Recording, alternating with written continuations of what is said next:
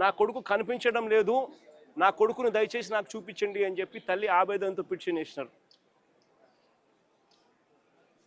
Court intervene అయ్యి హీబియస్ corpus మీద స్పందించే కార్యక్రమం చేస్తే ఆ తర్వాత మనలాంటి వాళ్ళు అందరూ కూడా జరుగుతూ ఉన్న అన్యాయాన్ని చూడలేక అందరూ కూడా ఆ తల్లికి సపోర్టుగా నిలబడితే అప్పుడు గత్యంతరం లేక ఈరోజు సిఐని సస్పెండ్ చేశారు. నేను అడుగుతా ఉన్నా, సిఐని ఎందుకు సస్పెండ్ చేశారని చెప్పి చెప్పగలరా? సిఐని ఎందుకు సస్పెండ్ చేశారని? సిఐని సస్పెండ్ ఎందుకు చేశారు?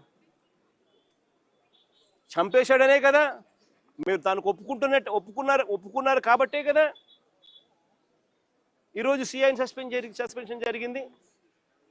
అంటే ఒకే పోలీస్ స్టేషన్లోనే ఆ సిఐ పరిధిలోనే ఆ సిఐని ప్రొటెక్ట్ చేస్తూ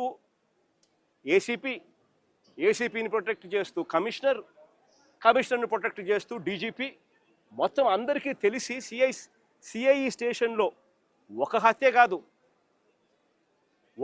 కాదు పోలీస్ స్టేషన్లో ఇలాగనే కొడుతూ ఒకరు చావుకు కారణమైతే ఇంకొకరు ఆత్మహత్య చేసుకుని వీడియో ద్వారా తన మెసేజ్ను తెలియజేసిన పరిస్థితి. నేను ఒకటే చెప్తా ఉన్నా, ఈరోజు సస్పెన్షన్ అంటే ఏంది? టెంపరీగా ఒక పోలీస్ ఆఫీసర్ను డ్యూటీస్ నుంచి తప్పించడం. అంటే ఒక మనిషి హత్య చేసిన ఆ మనిషి కొట్టి గోరులు పీకి రకరకాల చిత్రహింసలు పెట్టి చివరికి హత్య చేస్తే మనిషిని నువ్వేం చేస్తా ఉన్నావు? శిక్ష కేవలం టెంపరీగా తన డ్యూటీ నుంచి సస్పెండ్ చేస్తూ ఉన్నారు. ఇదే చేయాల్సింది. అది కూడా ఇంత పెద్ద ఇష్యూ అయి బయటకు వచ్చిన తర్వాతనే మీకు చేయాలన్న కనీసం ఆలోచన అన్న వచ్చింది. ఇది బయటికి రాకపోయినంటే అది కూడా ఆలోచన కూడా వచ్చేది కాదు. ఒకవైపున ఇంత హేయమైన కార్యక్రమం జరిగింది అని అంటే ఆ సిఐని, ఆ బాధితుడైన ఏసీపీని, ఆ బాధ్యులైన కమిషనర్ను, వీళ్ళందరినీ డీజీపీ వరకు కూడా మర్డర్ కేసు ఛార్జ్ చేసి స్టేషన్లలో పెట్టాల్సింది పోయి కేవలం ఒక సిఐని టెంపరీగా సస్పెన్షన్. అంటే దాని అర్థం ఏంది? అందరూ పగడ్బందీగా కలిసికట్టుగా నేరం చేసి తూతూ మంత్రంగా కంటి తుడుపు చర్యగా కేవలం టెంపరీగా ఒక అధికారిని తప్పించినారు. ఇదా ఈ రాష్ట్రంలో మనం చూడాల్సింది? తప్పు చేస్తే ఆ పిల్లాడి వయసు ఎంత? 23 ఏళ్ళు. అంటే వీళ్ళంతా చిన్నపిల్లలే. ఏదో తెలుసో తెలియకో కొద్దో గొప్ప ఎవరైనా తప్పు చేసిండొచ్చు.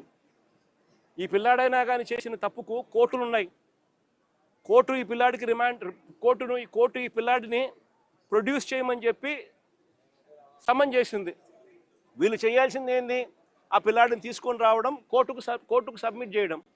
అది పోలీసులు చేయాల్సింది. ఏం శిక్ష వేయాలి, ఆ పిల్లాడు చేసిన తప్పేంది, ఆ తప్పులో నిజం ఉందా లేదా అన్నది ఆర్గ్యుమెంట్లు జరుగుతాయి, నిర్ధారణ చేస్తారు. ఆ తర్వాత జడ్జు తనకు ఏ శిక్ష కరెక్ట్ అని చెప్పి అనిపిస్తే ఆ శిక్ష కోర్టు వేస్తుంది. కానీ ఇక్కడ కోర్టు పాత్రను ఏకంగా వీళ్ళే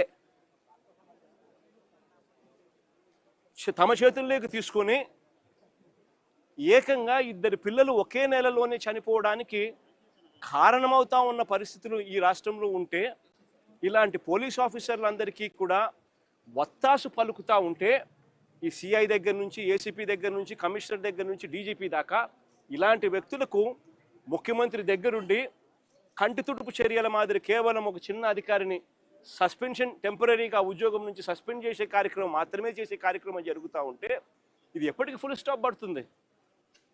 ఇది ఫుల్ స్టాప్ పడాలి అని అంటే దీని మీద సిబిఐ ఎంక్వైరీ జరగాలి. ఎవరెవరు దీంట్లో ఇన్వాల్వ్ అయి ఉన్నారు అన్న సంగతులు బయటికి రావాలి. ఏకంగా ఒక పోలీస్ స్టేషన్ పరిధిలో 2 చావులకు కారణమైతే ఆ పోలీసుల మీద మీరు ఎందుకు యాక్షన్ తీసుకోవడంలో ఇంత డిలే జరిగింది? చివరికి మీరు యాక్షన్ తీసుకుంది కంటి తుడుపు చర్యగా కేవలం సస్పెన్షన్ మాత్రమే, టెంపరీగా ఉద్యోగం నుంచి పక్కన పెట్టిన పరిస్థితులు మాత్రమే చేశారు అని అంటే దాని అర్థం ఇది ఒక్కరితో కాదు, ఇది ఒక సిస్టమేటిక్ పద్ధతిలో జరుగుతూ